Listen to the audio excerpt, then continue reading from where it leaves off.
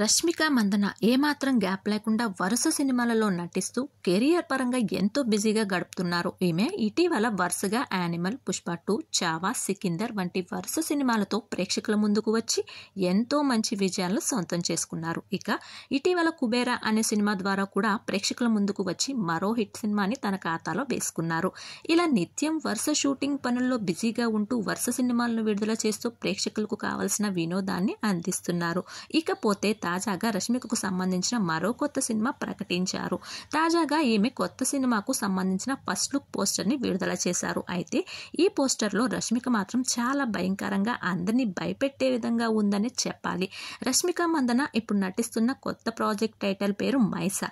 రవీంద్ర పూలే ఈ చిత్రానికి దర్శకత్వం వహిస్తున్నారు. 5 భాషల్లో పాన్ ఇండియా స్థాయిలో రిలీజ్ చేయనున్నారు.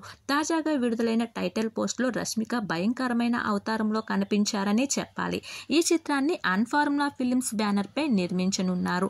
ధైర్యం ఆమె బలం, సంకల్పంలో లేదు కనికరం, ఆమె గర్జన వినడానికి కాదు భయపెట్టడానికి అంటూ నిర్మాణ సంస్థ షేర్ చేసిన పోస్టర్ పై క్యూరియాసిటీ కలిగింది.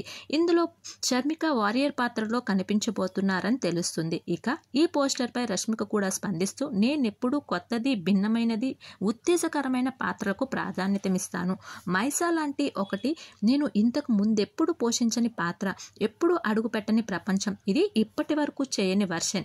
ఈ చిత్రాన్ని మీ ముందుకు తీసుకురావడానికి ఎంతో ఉత్సాహంగా ఎదురు చూస్తున్నాను. ఇది ఆరంభం మాత్రమే అంటూ చెప్పుకొచ్చారు. ప్రస్తుతం ఈ పోస్టర్ వైరల్ అవటమే కాకుండా సినిమా భారీ స్థాయిలో అంచనాలు కూడా పెంచేస్తుంది.